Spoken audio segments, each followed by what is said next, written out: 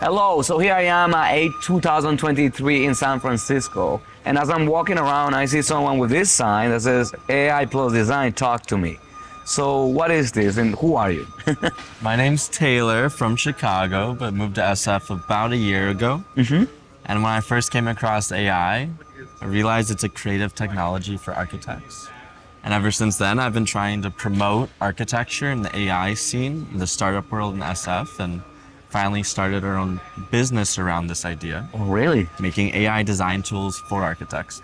Wow. So I know there's some hidden things you probably may not be able to share. Sure. But what is this all about and what's your background, Taylor? Yeah, my background's in architecture. I grew up in a construction family, went to design school, worked at firms, started my own practice, and AI really is the future of design. Why did you say that? So,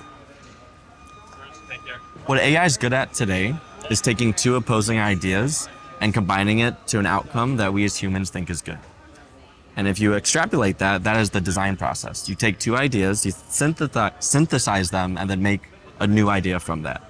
And when that clicked for me, that's generative AI is creative. Like, it's not even hallucinations or like, oh, why did it? You don't have to ask why it did that. If you view it from a creative lens, you start having a conversation with the tech versus a critique of the tech. That's a very interesting future. Yeah, so I have my own concerns about AI, Yeah. and maybe you may be able to change. And it's that most of the AI that we see today is based on things that you can write about, right?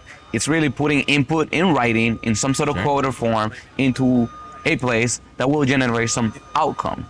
But there is so much to us as designers that's beyond what can be written. In fact, oftentimes we find ourselves with feelings that we can't even put into words, right? So how is AI ever going to be able to do that or help us do that? Because it's only focused on that little part of us that makes us human, which is what we can, we can feel, read, we can see. Yeah. So this part, it's the concern inside. I see that everybody's being focused on put this input here, you get an output.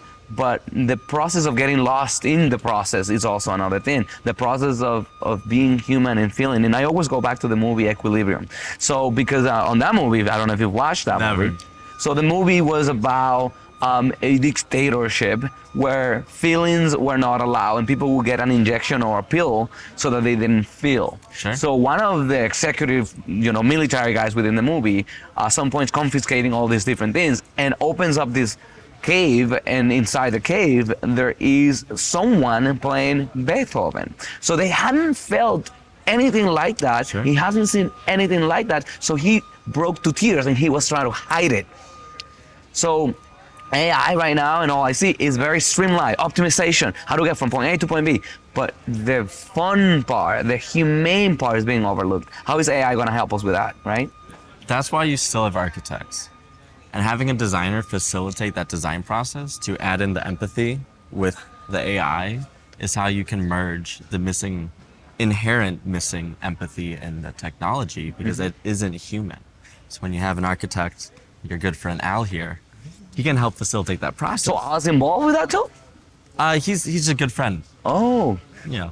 So we're just talking to him about this sign and the things that he's doing, and so you're making a career out of AI and design because you love both things and you see how you see the humongous opportunity within that, right? I see a profession that historically barely turns a profit and is often mismanaged in time, and AI can bring a lot more efficiency in the design process, which leads to a more profitable business, which helps the profession. So sure, there's opportunity in AI, but the opportunity as a profession is a way to finally change the business model that started way back in the 1880s with McKim, Mead, and White. I think with AI, you start approaching like, how can we do this with the new technology? That's where you get a shift in the business model in the industry. Now, so you're creating some sort of software program? Yeah. We're creating a platform to leverage AI in your design workflow. And he may connect with different other softwares that are used? It's AI first, so we're not a plugin. We don't connect with other programs because that's not how you fully leverage AI. Because today it's... So you don't want to see AI as a second thing. It is the thing, right? AI first. Because you can have AI powered insert whatever, right? But when you're AI native, today it's 2D, tomorrow it's 3D, soon we'll have video. And you can't do that with a plugin because that's built on a software which isn't AI first. So you will have inherent flaws that come with the software. So basically, the software will be killing the possibilities within the AI. It's restrictive, yeah. Yeah, this is pretty interesting. I don't want to, because I'm trying to dig more from his brains, but I don't want to because some of it is actually highly, highly, highly confidential. So, but Taylor, thank you for being a part of this quick conversation. Everybody subscribe to Flow Design YouTube channel on YouTube. And this is gonna be there. And I hope that we can connect more and get more information. Yeah, probably invite you to our office and you can talk to us via Zoom in whichever way you may, so that more people understand that AI is here to stay, and it's not necessarily a bad thing. It's actually a great thing. Thank you. Welcome to Flow Design Architects, a company that works with you